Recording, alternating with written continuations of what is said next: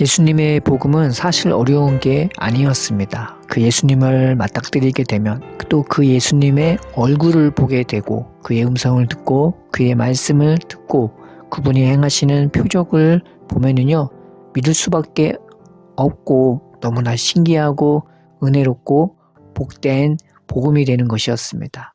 그래서 우리가 할 일은 그저 믿고 순종하고 따르기만 하면 되는 것이죠. 그런데 오늘 말씀에서 가장 권능을 많이 행했던 고라신, 벳세다, 가버나움이라는 마을이 회개를 안 하는 것이었습니다. 이 동네는요, 예수님이 주로 사역을 했던 지역이었고 제자들의 고향이자 살던 집이 있던 동네였습니다.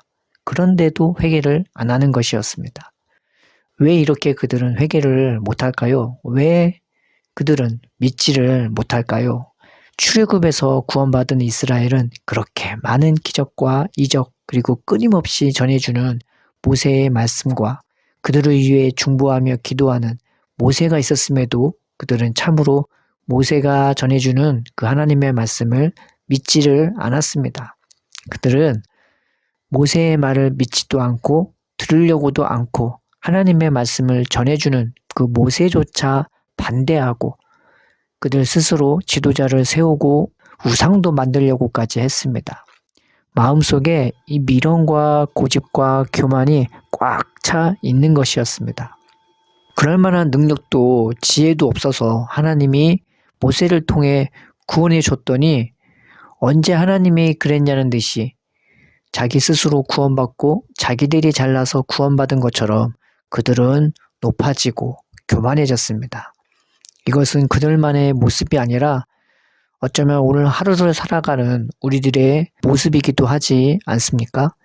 하나님이 우리를 구원해 주시고 하나님이 우리를 인도해 주시겠다는데 우리는 우리가 스스로 구원받은 것처럼 내가 머리를 쓰고 뭘 해야 될 것처럼 살아가고 있지는 않는지요.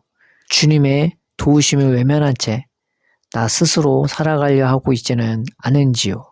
우리가 언더우드 선교사의 기도문을 한번 읽어보며 주님의 마음이 어떠했을까 한번 살펴봅시다. 주여, 지금은 아무것도 보이지 않습니다. 주님, 메마르고 가난한 이곳 조선 땅, 나무 한 그루 시원하게 자라오르지 못하고 있는 이 땅에 저희들을 옮겨와 심으셨습니다. 그 넓고 넓은 태평양을 어떻게 건너왔는지 그 사실 자체가 기적입니다. 지금은 아무것도 보이지 않습니다. 보이는 것은 그저 고집스럽게 얼룩진 어둠뿐 어둠과 가난과 인습에 묶여있는 조선 사람 뿐입니다. 그들은 왜 묶여있는지도 고통이라는 것도 모르고 있습니다.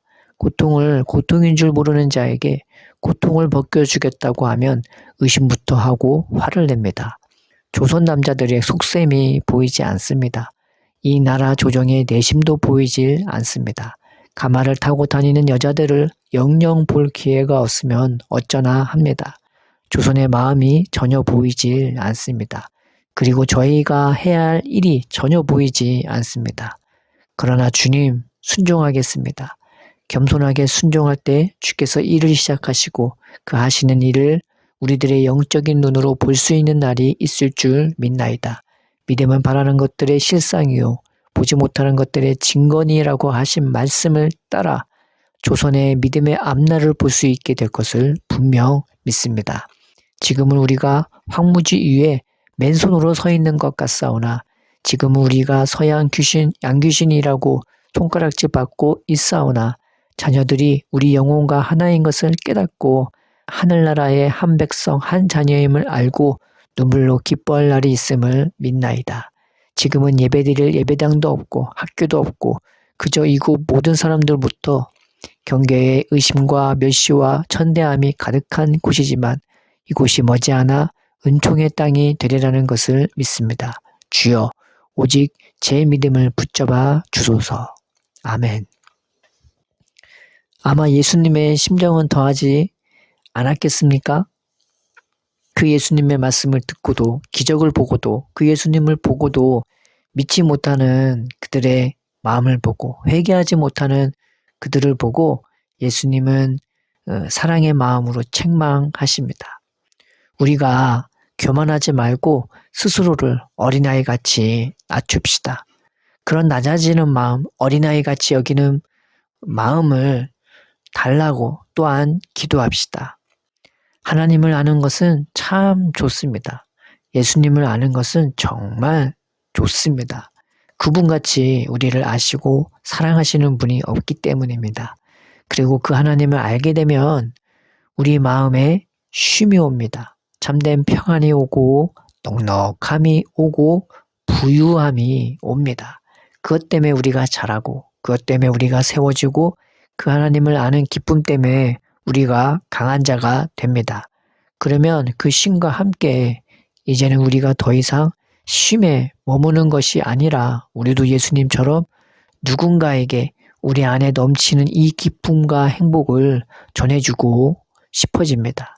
그 은혜가 충만하면 충만할수록 우리의 생명까지 던져주는데 주저함이 없게 되는 것입니다. 그러므로 우리가 이 은혜를 얻기 위하여 그런 쉼과 그런 에너지를 얻기 위하여 오늘 하루 우리에게 이것밖에 없는 것처럼 주의 은혜를 구합시다. 오늘밖에 지금밖에 없는 것처럼 주의 은혜를 구합시다.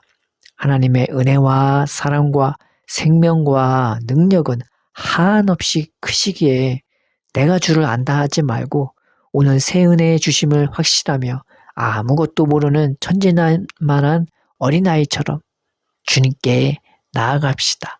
능히 주님이 모든 것을 주실 것을 확신하며 어린아이같이 나아갑시다. 기쁨과 즐거움과 확신과 담대함으로 나아갑시다.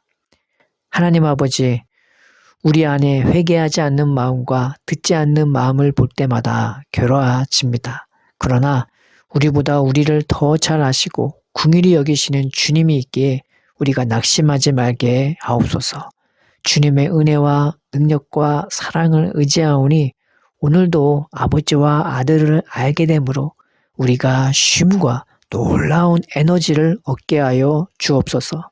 그 에너지로 말미암아 우리가 삶에서 해내야 하는 것들을 넉넉하게 감당할 수 있게 하시고 기쁨으로 할 수 있도록 인도하여 주옵소서. 예수님의 이름으로 기도드립니다. 아멘.